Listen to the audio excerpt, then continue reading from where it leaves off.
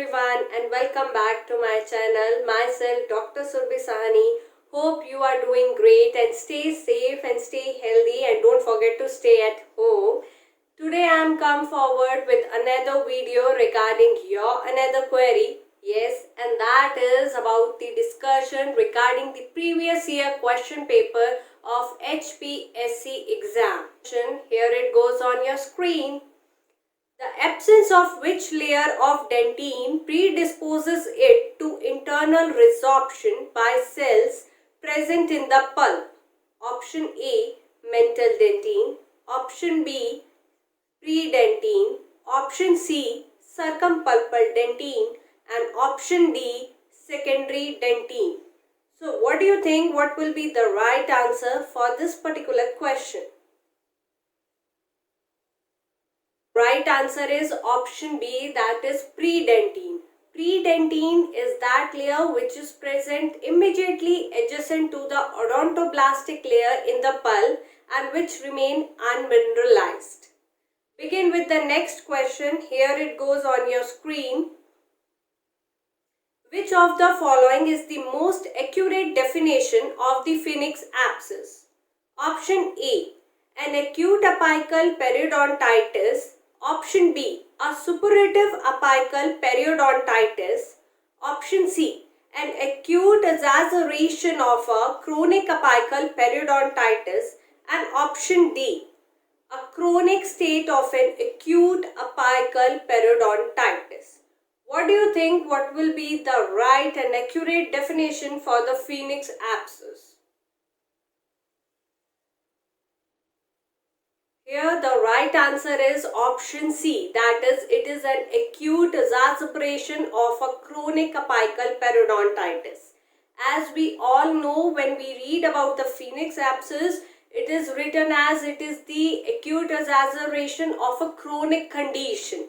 When we come to its causes, the first cause is the mechanical irritation that might occur during the RCT. And the second cause could be influx of some bacteria which can lead to some kind of a necrosis in the tissue. Begin with this is the picture of phoenix abscess in which is clearly indicated that how a dental caries, a chronic lesion in the tooth can lead to the phoenix abscess formation. Begin with the next question. Here it goes on your screen. A patient present with an acute periapical abscess, which of the following test could have a positive response? Option A, hot test. Option B, electrical pulp test. Option C, cold test. And option D, percussion test. So what do you think? What will be the right answer for this question?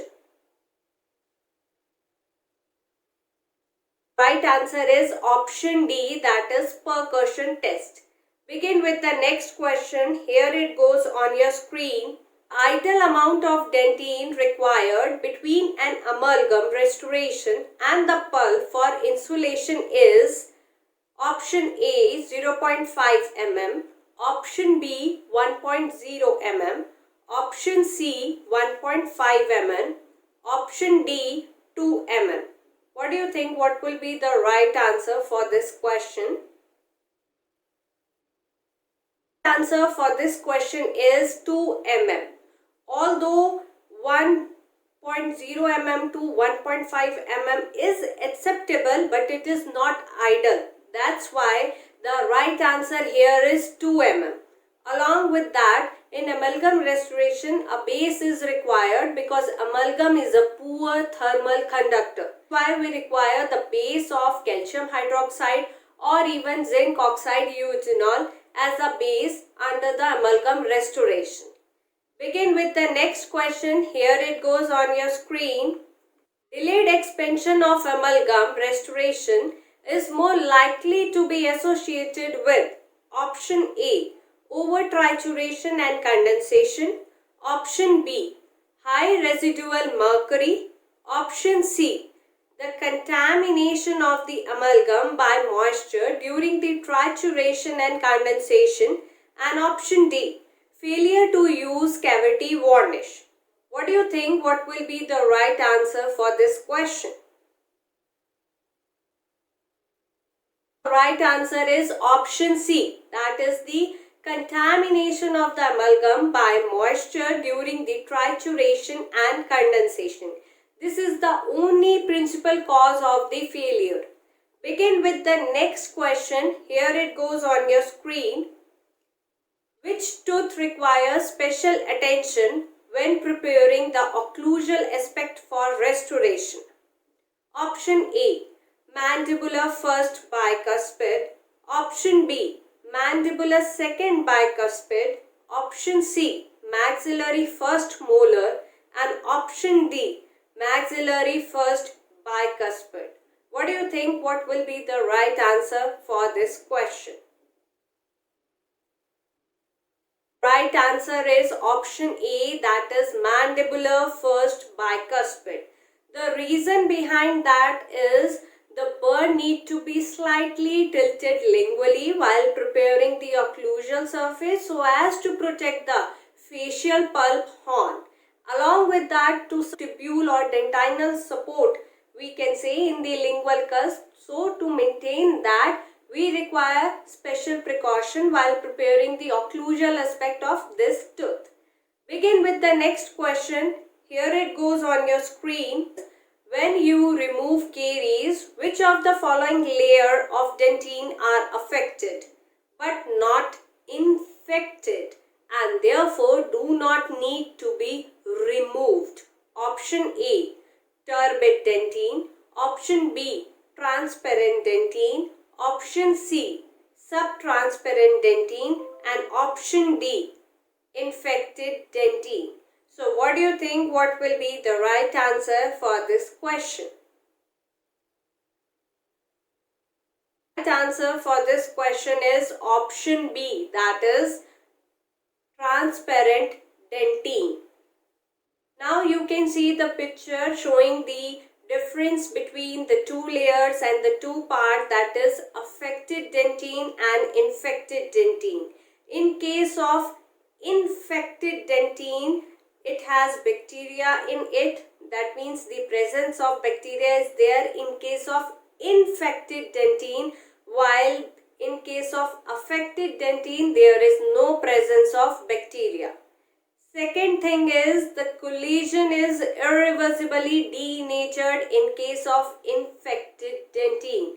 And on the other hand, in case of affected dentine, collagen is reversibly denatured. The third difference between the infected dentine and the affected dentine is that infected dentine not remineralizable and must be removed. On the other hand, affected dentine, it is remineralizable by nature and should be preserved.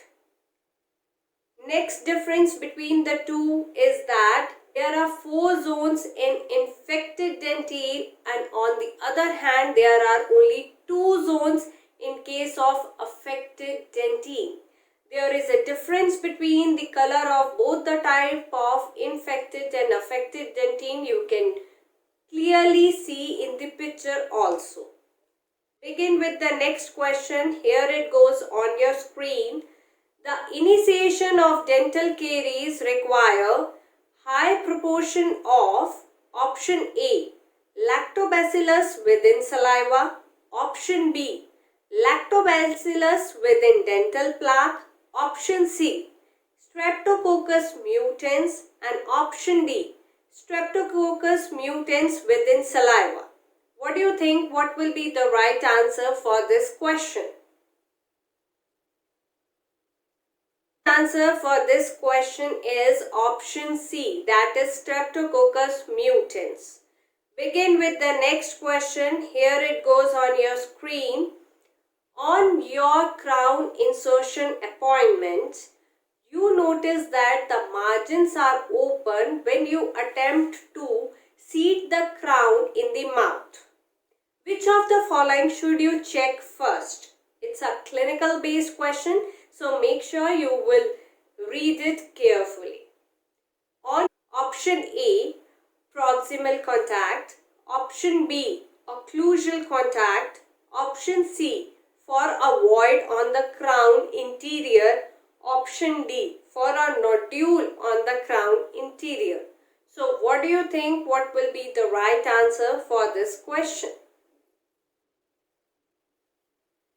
The right answer for this question is option A, that we will check the proximal contact first.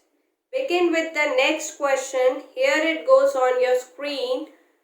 A sedative often used in the management of anxious pediatric dental patient is option A, pentobarbital, option B, secobarbital, option C, chloral hydrate, and option D, meperidine. So what do you think, what will be the right answer for this question?